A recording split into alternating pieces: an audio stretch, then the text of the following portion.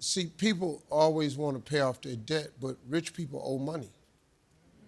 The key to getting rich is OPM, other people's money. If you keep paying off debt, how do you grow your company?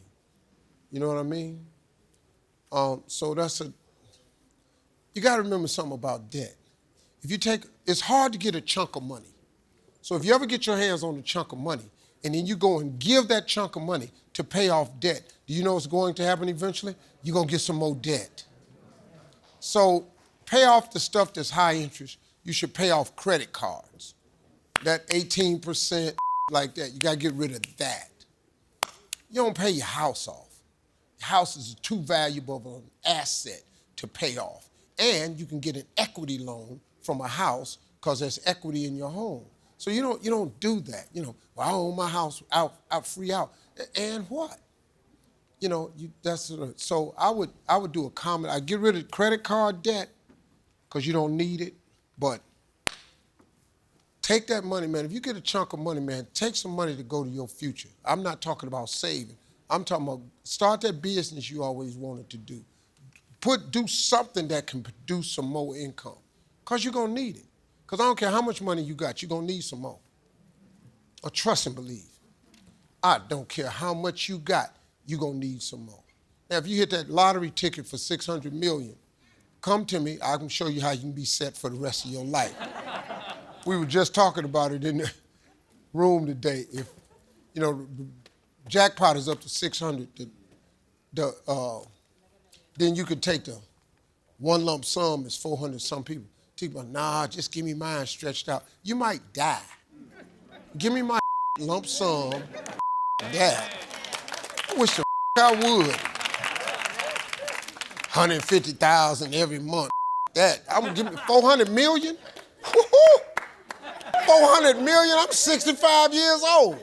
I'm straight. Now, if you're 20, you might find a way to mess that up. I can't mess up 400 million.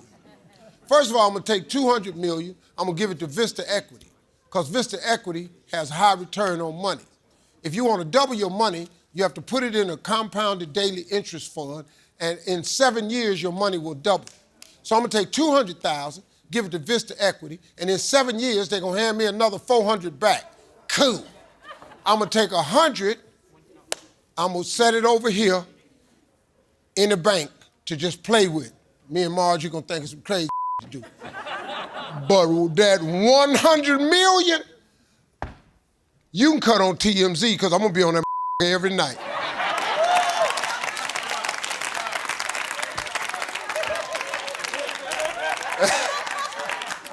I'm finna let them have it, man. Because see, that 200 million gonna be in exactly 7 years. And I know that. Because that's compounded daily interest, and funds will give you compounded, and in 7 years, you double your money. So I'm gonna get another 4 in 7 years. I got 100 million sitting in the bank. I'm straight, man. And I got 100 mil to play with. Here's what you have to think about and consider on your trip to becoming a millionaire. I remember, man, when I first made my first $1 million. It was in the 90s. My manager who was living, my best friend's name was Juan Hull. He's passed now. One of the great friendships of my life. And he came over to the house one day to give me a check.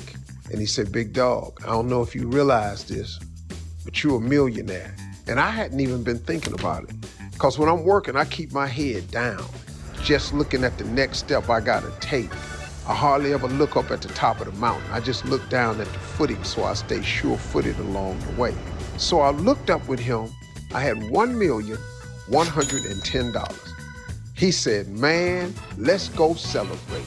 So me and him went out to dinner. I took some of my staff with me, tipping glasses, everybody toasted. Steve, millionaire. And the next day, he came over. He said, "Damn, dog, we spent $1,200 last night." He said, "Dog, you ain't a millionaire no more. Oh, by the way, we got to pay taxes on this money. That's another 40%. I had really $500,000. I just know how hard it took me to get to the millionaire status, that it was a lot of nights, man, that I didn't get 8 hours sleep, but I was willing to lose some of that sleep to gain what I had gained. And so I realized now, in order to be rich, I had to keep putting forth that effort. Because in order to get rich, I just didn't know how I could sleep 8 hours. Now, I've since then changed that and told people to get all the sleep you want.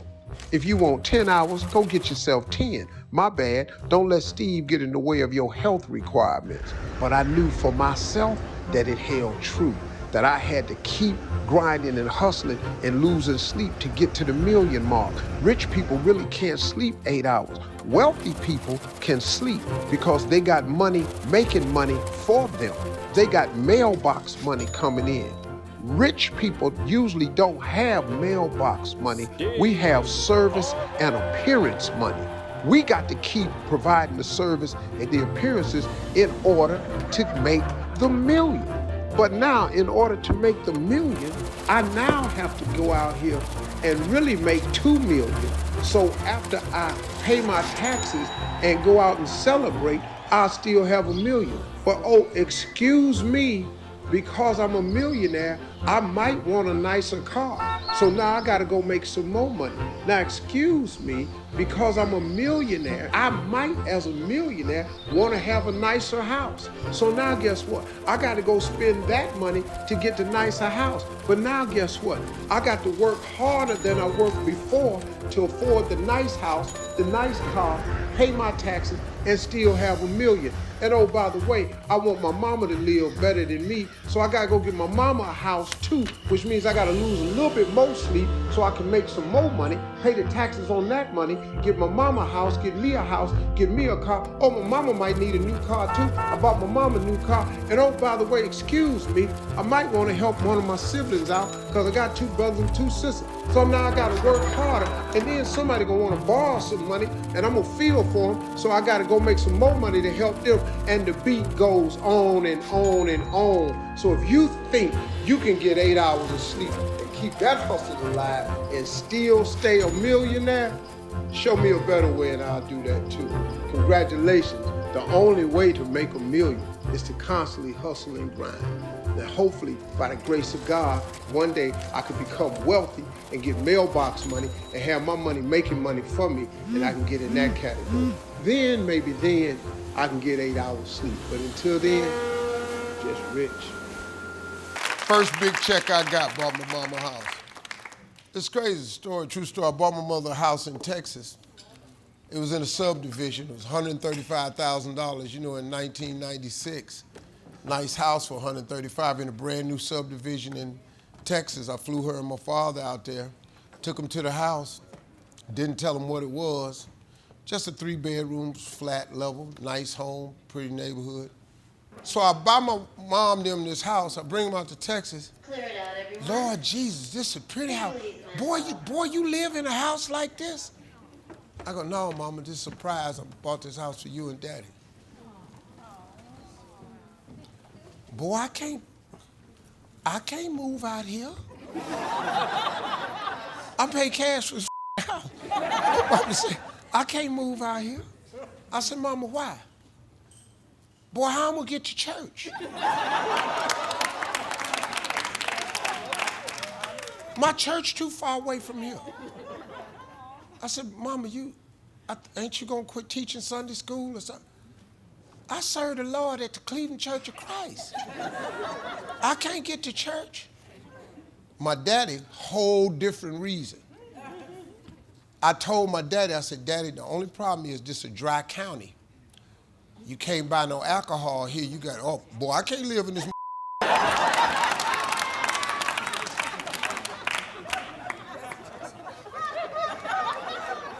My mother didn't want to live there because her church home wasn't close enough. My daddy, I'm not living nowhere in a dry county. The you mean you can't buy liquor? What is we supposed to do on Friday? I had to take them back and then I had to pay their house off in Cleveland. So I paid their house off and remodeled it. My mama wanted some new paneling and some new shag carpet. Mama, they don't even sell this no more. Find me some shag carpet somewhere. Mama, they stopped making shag carpet. And paneling. What the do you find paneling? So I had to remodel a house, and that's how I spent my first check. And I talked my mom into taking the paneling off her walls and redo the walls. And the biggest thing that hurt her was, you know how your mama had that big giant wooden spoon and fork set? She wanted to save that. I've been trying to get rid of that fork set. And then she had to take down them pictures. And my father, I probably shouldn't tell y'all that. You know, my mama had a picture of Martin Luther King, Jesus, and President Kennedy. My father was overjoyed with getting rid of the picture of Jesus because he said if they need to put some Jesus with some colors on them, because that's probably why we ain't got now.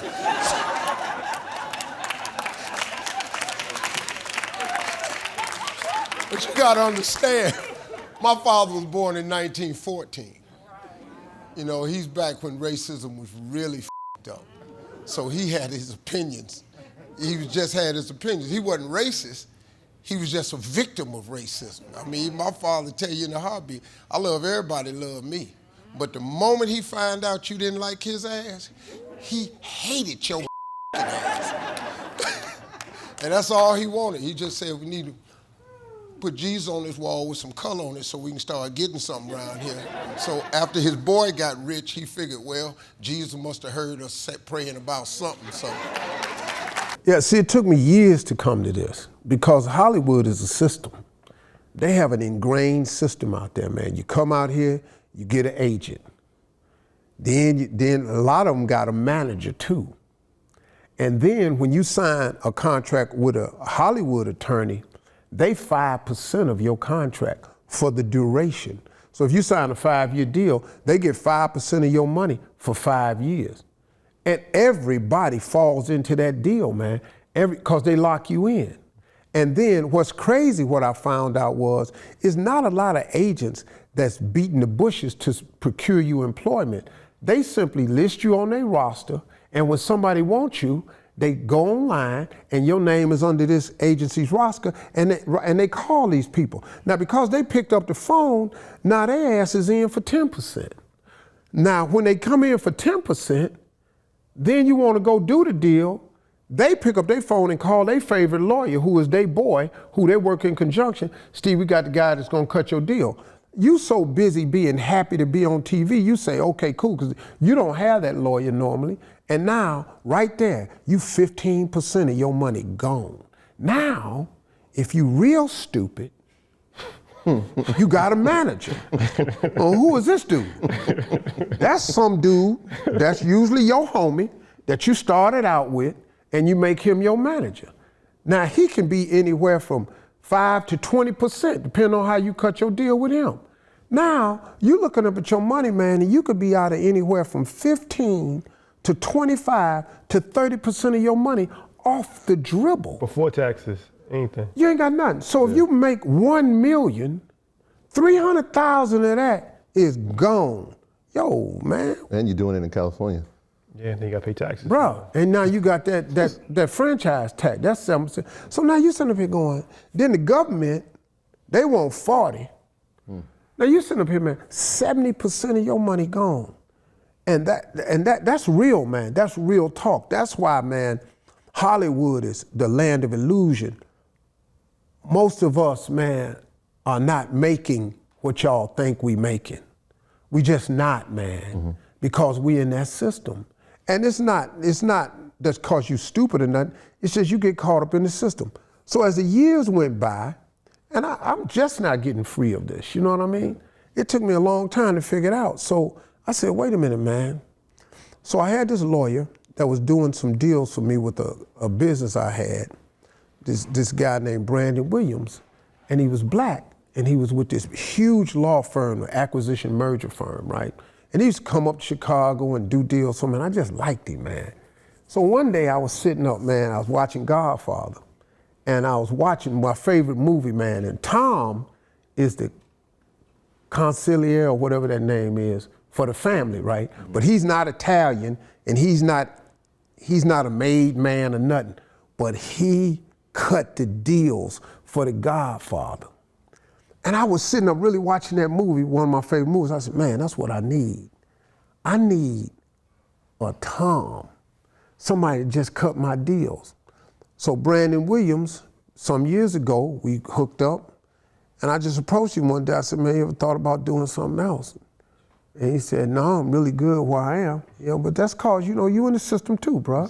So just let me talk to you for a little bit. And we talked about it. I said, man, I'm gonna travel. I'm gonna travel the world, man. I'm finna be global. I'm gonna take my brand and spread it across the world. I ain't gonna just sit here on United States TV. I wanna go be global. I said, man, we can travel, we can do this. And he said, and then he went home and talked to his wife. And like we often joke about how much smarter our wives are than us. And y'all don't get to see them in the background, but them women, man, because they know who they really are. She said, it's a no-brainer. And he had a conversation with his mom, who's a lawyer. And next thing you know, he came back and we formed a relationship. And it took me some while to get out of some of the contracts I was in.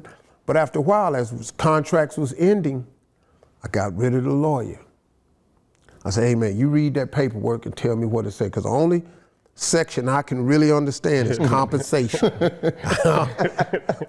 Once you type in the word wince, I get lost, because I don't know how to, now I'm reading the Bible now.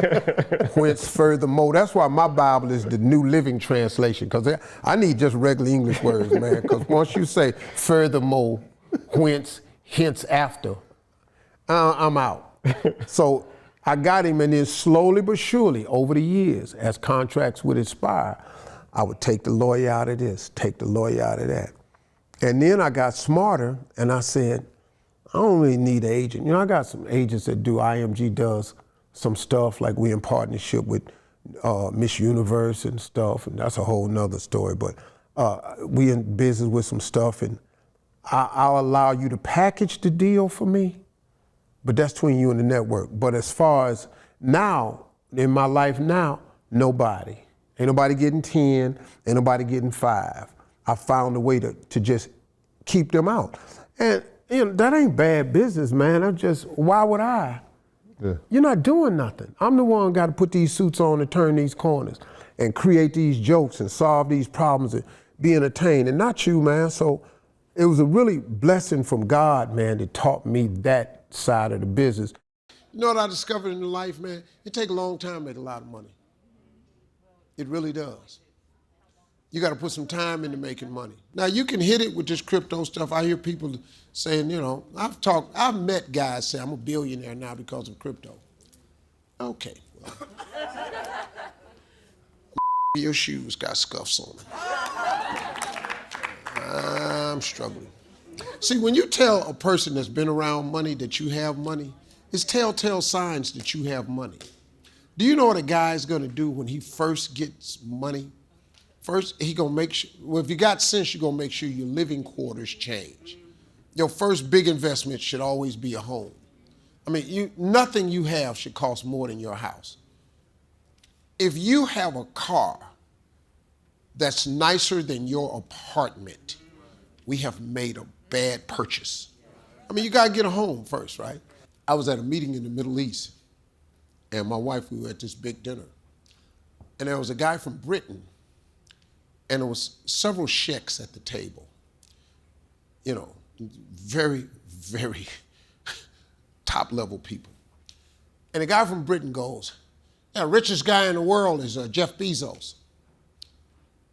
And one of the sheikhs just chuckled. He went, and it wasn't being nasty or nothing. I just saw him go.